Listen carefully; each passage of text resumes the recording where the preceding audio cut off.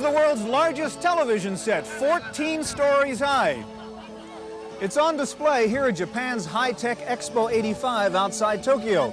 It's made by Sony, a Japanese manufacturer. Indeed, the Japanese have dominated the world market in televisions, stereos, VCRs, and cameras. But what about computers? What happened to the so-called Japanese threat there? Today, we take a big look at Japanese computer technology on this edition of the Computer Chronicles.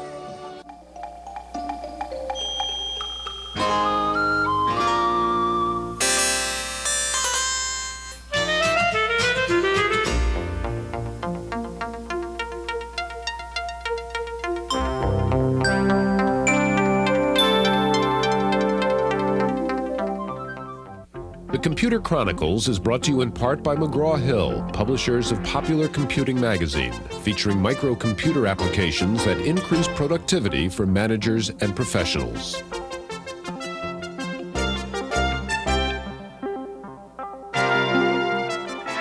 Welcome to the Computer Chronicles. I'm Stewart Cheifet. Gary Kildall is off this week. Last week, we went to Japan to take a look at Japanese computer technology. This week, we have part 2 of our review of Japanese high-tech. What we found in Japan was an absolute fascination with technology in general and robots in particular. All this was very evident when we went to visit the Japanese high-tech Expo 85 in Tsukuba, also known as Science City. About an hour's train ride north of Tokyo is Tsukuba. Once a small town, it has become the showpiece of Japan's reach into the future. It is now the host of 2 centers of intensive activity, one for research and one for show. The first is Tsukuba Science City, part of a far-reaching scheme begun over 20 years ago to combine the best of Japan's research facilities with new universities and high-tech manufacturing. By concentrating labs, mines, and money, the government hopes to create the ideal environment for scientific breakthroughs. Transferring the new technologies to daily life is left to private industry, sharing the results of long-term research. Part of the grand scheme of Tsukuba seems to be influenced by the Japanese fear that the younger generation is not interested in science careers and that Japan's educational system is holding back the development of original thinkers. Tsukuba's other showpiece is small on research but big on spectacle. Expo 85 is a giant high-tech show of the future with a good dose of science fiction. It's hard to pinpoint Expo's goal. The futuristic buildings and costumes have a comic book style, and Walt Disney seems to have influenced many of the exhibits. But Japan's technological prowess is evident, even when masked by gondola rides and 3D movies.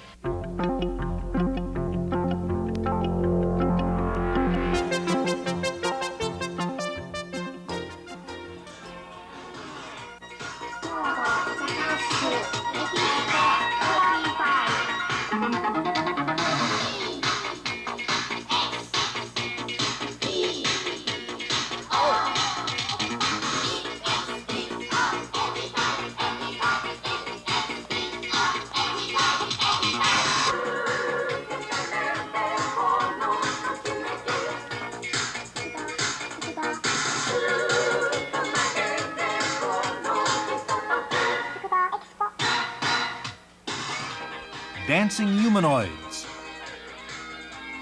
giant pastel cones and floating cubes, a TV as big as an office building, and crowds.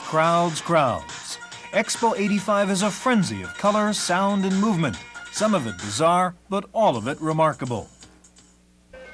At first glance, the pavilions of Tsukuba look like a 1950 idea of cities of the future. Simple geometric shapes and primary colors share the landscape with monorails, floating cars, and futuristic fashions. And everywhere, children. But the fairground atmosphere hides the serious purpose and some advanced computer technology. At the Toshiba Pavilion's Electro Plaza, visitors were greeted by multi-jointed, top-spinning robots performing a kind of circus of amazing feats.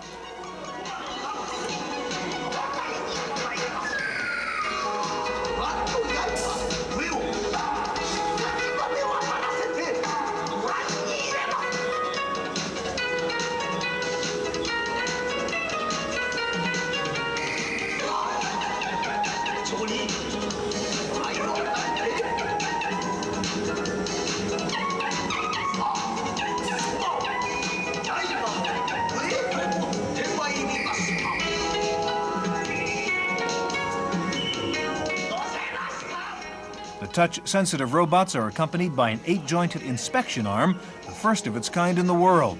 Equipped with a total of 104 sensors, it boasts 18 degrees of movement and a CCD camera to watch over the other robots.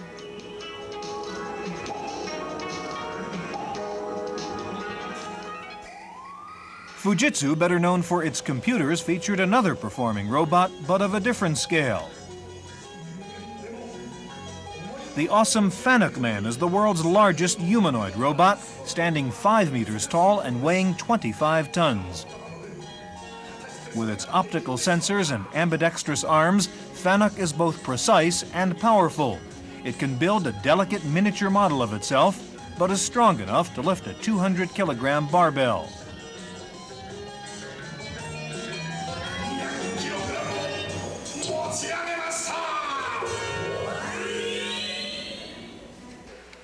Almost as popular as Tsukuba's robots were computerized translating devices, including Fujitsu's automatic multilingual news service. From a live news feed originating in English, this prototype system provides instantaneous translation into French, German, and Japanese. The NEC Corporation went a step further, demonstrating live simultaneous interpretation. We want to go back to this hotel as soon as possible.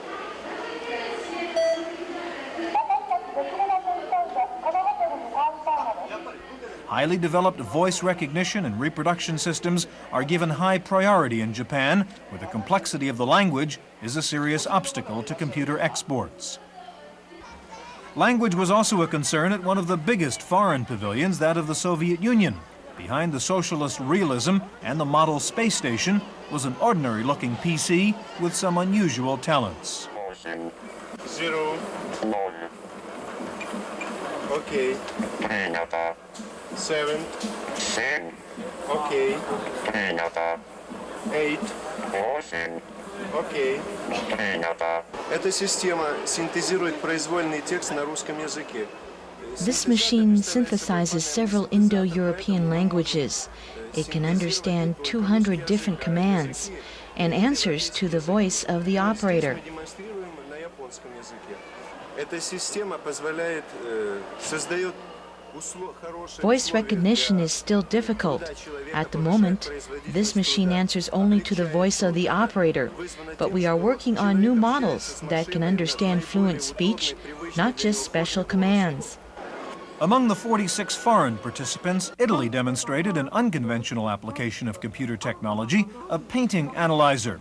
It's able to measure the layering of the paint and so determine whether the painting is genuine or a fake. In this case, the analysis discovered several earlier versions of the painting hidden beneath the finished product. The Europeans also excelled in combining computers with communication. France showed a model of its Minitel, the French answer to the electronic cottage. As a first step to linking homes with databases, this diminutive terminal looks like an electronic telephone directory, searching out numbers and constantly being updated. It will give you the latest news and weather, mail-order catalogs, and you can even book a seat on France's version of the bullet train. Robots were lacking from most of the foreign exhibits, but the French did show one multi-jointed robot designed for disabled persons and operated by voice command. At the West German pavilion, the telephone company had an extensive display of integrated communications equipment. Relying on the future digitizing of transmission lines, the Deutsche Bundespost demonstrated its multi-service terminal, combining high-speed telefacsimile, digital picture transmission, and voicemail. You have 2 messages. The Japanese telephone company NTT showed its own plan for future telecommunications, also dependent on a digital switching system. It features picture transmission and a video phone. Japan has just finished laying optical fiber cable the length of the country and has begun facsimile and sketch phone service to some cities. Public telephones using a kind of cash card are already common in Tokyo. The latest video phone technology was overshadowed, literally, by Expo's other television novelty presented by Sony. A color TV with a 25 by 40 meter screen, about 10,000 times larger than a typical home set. The mammoth jumbotron is made up of 150,000 luminous elements, each about the size of a human hand and containing the 3 primary colors. Digital picture images are sent to respective sections of the screen by a central computer. Unlike conventional TVs, the picture elements emit light constantly, making it visible even in bright daylight. Japan Airlines' contribution to Expo 85 was, of course, in new transportation. The HSST, a kind of bullet train without wheels. It rides above the track on a magnetic cushion at speeds of up to 300 kilometers an hour.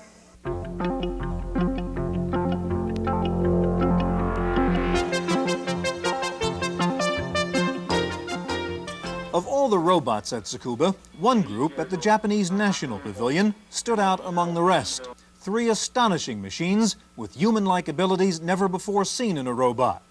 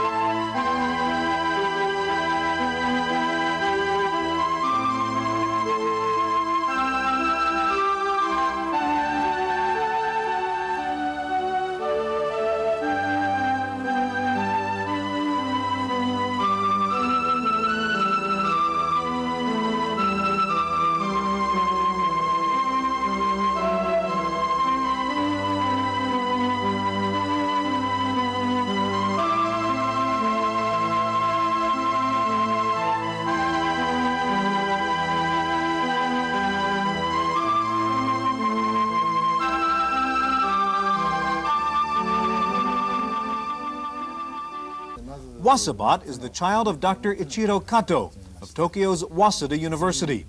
Dr. Kato has been doing research on anthropomorphic robots for 20 years, beginning with replacement parts for the human body.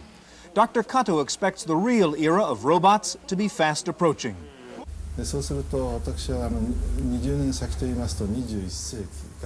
In 20 years, we will be in the 21st century. At that time, I believe, we will be in the real era of the robot. Robots will be more than just factory machines. We will have personal robots for offices and homes. But current factory robots are not very flexible. For robots to be able to perform a variety of tasks that humans can do, they will have to resemble humans in both shape and action. Wasabot is human-like in more than just appearance. Controlling his movement are 80 microprocessors arranged hierarchically, like the human nervous system. Wasubot's arms and legs have 50 degrees of movement, more than any other existing robot. In each joint is a one-chip microcomputer. 50 of the chips form a software servo system. This takes the place of hardware to obtain feedback. Wasubot is made up of systems: right arm and leg, left arm and leg, the sound and the vision. It is a 30-structure model that works from the top down like a human being. Compared to a synthesizer, Wasabot's human-like approach to playing the organ may seem like the most difficult way for a computer to create music, but there is a reason for the circuitous method. We chose to do it this way for a simple reason: to establish the basic technology for robots of the 21st century. We have succeeded in giving Wasubot the 2 necessary functions: strength and skill. The balance of strength and skill is evident in another of Dr. Kato's creations, a walking biped robot. Weighing 120 kilos, the biped needs tremendous strength just to move. Each hip contains a hydraulic power source and a microcomputer. Human walking action is extremely difficult to duplicate. Balancing on one foot, it would be normal for the upright robot to fall down, just from the high center of gravity. Accompanying the biped was a four-legged walker with a special ability to climb stairs.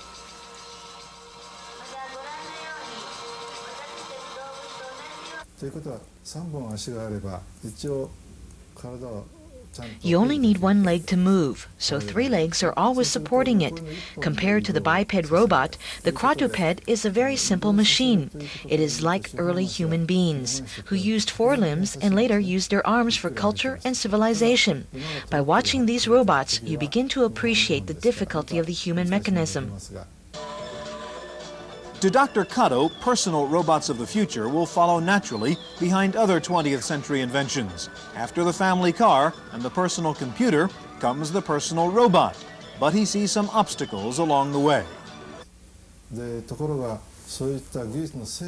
advance of technology will accelerate, and I don't think anything will stop it. But when it comes to the society that will use that technology, individuals may not be able to change their consciousness as rapidly. If this gap gets wide enough, it could be catastrophic. We must find a way to change how people will react. To Dr. Kato, the industrial robots on display at Tsukuba are just new kinds of automatic machines, adept at tricks and entertainment. But in spite of their appearance, and sometimes because of it, they seem to possess uncanny human talents.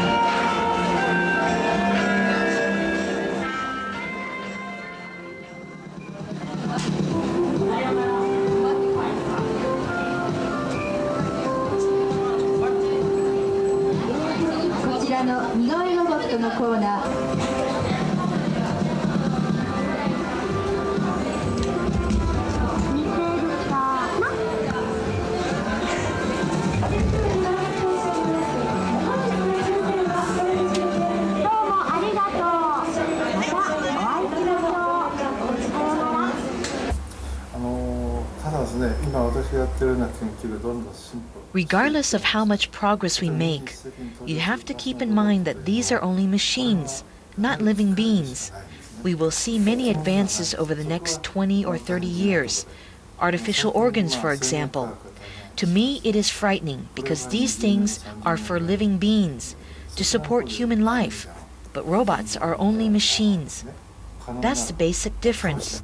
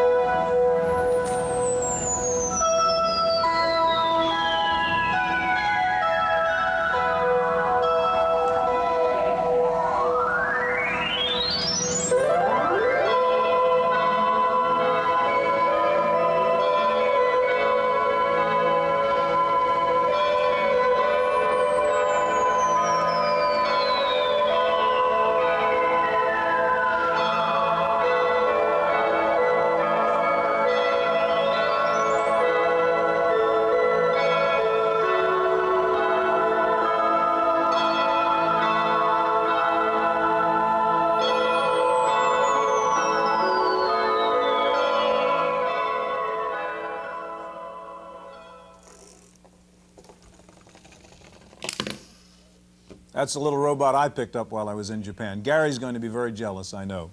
So, will robots be doing the vacuuming, the shopping, all the dirty work in the future? Our commentator Paul Schindler has some thoughts on that. Oh, I was just working on my robot practice. You know, you've seen on the show what the Japanese are doing in robotics. They're so far ahead of us, it's hard to see their dust from where we are. You know, they got that lead because they had to have it. Japan has a labor shortage. Now, someday, when all of us baby boomers get older, we'll have a labor shortage in this country, too. But I'm not worried about the Japanese lead in robotics. They need robots right now. We don't yet. When we need them, we'll simply unleash that old-fashioned American know-how, roll up our sleeves, and steal every robotic idea in Japan that's not tied down. You know, I'm kind of looking forward to that day around the turn of the century when Japanese newspapers are full of stories about Americans imitating, not innovating, in robotics. Since the Japanese culture is better attuned to irony than ours, they'll probably appreciate the turnabout. We probably won't. So 3 cheers for the Japanese, who already know what we must still learn, that manual labor's best done by machines. That's my opinion. I'm Paul Schindler.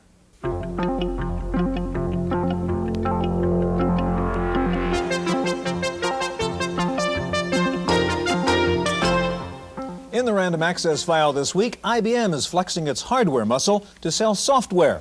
IBM said it will be offering dealers free copies of IBM's word processing and spreadsheet programs plus TopView, all to be given away to buyers of PC XTs. Some software houses are crying foul, fearing that IBM buyers will no longer buy third-party software with their new computers, and some dealers are crying foul, fearing the loss of those nice margins on software sales. IBM also took an aggressive stance this week in the printer market, announcing the end of its deal with Epson and the launching of a new American-made printer. The new IBM printer, called the Pro Printer, will sell for $549 and will run at 3 different speeds depending on whether you want speed or letter quality. IBM says the price on its Pro Printer is about $100 less than a comparable Japanese-made printer. IBM also introduced a new color inkjet printer. Epson made its own moves last week, announcing several new printers, among them a new dot matrix printer called the Home Writer. It's expected to sell for under $200. It features near letter quality type at 100 characters per second. The spring Comdex is over now, a much smaller Comdex than in earlier years. The highlight was late entry Atari, which decided, after all, to show off the first production version of its new 520 ST. It's still being promised for the summer. They're still lining up in the AT clone battle. The new entrant is the Zenith Z200, promising 512K standard and speeds up to 30% faster than the IBM PC AT. Other current entrants in the AT clone field are Compaq, K-Pro, Texas Instruments, Corona, Televideo, with others expected soon, including Tandy and Hewlett-Packard. Some breakthroughs announced this past week in the development of parallel processing computers. 2 firms say they've developed new machines which can run at speeds approaching the much more expensive supercomputers. One new machine, called the Butterfly, links 128 Motorola 68000 chips to accomplish speeds of 60 million instructions per second. The other machine, called the Connection, couples 1,000 chips, each containing 16 microprocessors, to achieve speeds of 250 MIPS. Also, Intel announced it will soon introduce its own parallel processing computer, which uses 128 chips to achieve speeds of 100 MIPS. Our fast-talking software reviewer Paul Schindler is up next with his pick for the week. I'm wearing my banker's pinstripes and counting this pitiful wad of cash in order to get ready to play Bank President, one of the most interesting and yet strangest simulation games I've ever run into. The company says it's just the first of a series of Chief Executive Officer software games. In this game, you get to be the Chief Executive Officer of a major bank. You either play against other bankers or the computer. Every aspect of the game environment is under your control. Let's have a look. First of all, you establish the regulatory environment. Maximum interest rates, required reserves, minimum capital. Then the game shows you, either with colorful graphics or detailed tables, the results of the previous quarter. You decide how much interest you want to pay and what kind of loans you want to make. Bank President then calculates a quarter's worth of results and displays them. Now, just for the heck of it, I decided to offer 20% on checking accounts. Well, it dropped the stock price from $70 to $17, so I guess it wasn't such a good idea. Bank President is so addictive, at least one major bank has banned it entirely. If you want to see what the fuss is about, try Bank President, $75 from Lewis Lee Corporation, Palo Alto, California. For Random Access, I'm Paul Schindler. A company called Logical Business Systems has announced a new add-on board for the IBM PC that allows it to respond to spoken commands. The system, called Voice Command, has a vocabulary of 32,000 words and essentially lets you turn any software keyboard commands into spoken commands. Problems apparently continue at Apple as the company has again lowered its 1985 sales projections. Apple spokesman also acknowledged the layoff of 75 workers and the elimination of 1,500 part-time jobs. Apple said cost-cutting is now a high priority.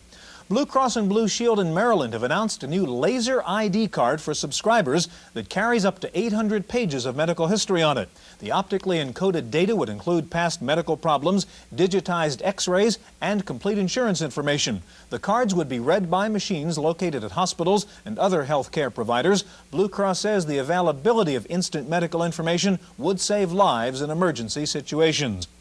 General Motors has been struggling to make a decision on where to locate its new $3.5 billion plant to manufacture the new Saturn car, with several states competing for the plant. Now GM says it has turned the decision over to a computer and that company humans will intervene in the decision only if the computer comes up with a tie. Two hackers from Santa Cruz, California say they've come up with a computer program that can beat the house at roulette. They say the computer analyzes the friction characteristics of a particular roulette wheel, resulting in a 44% advantage to the player.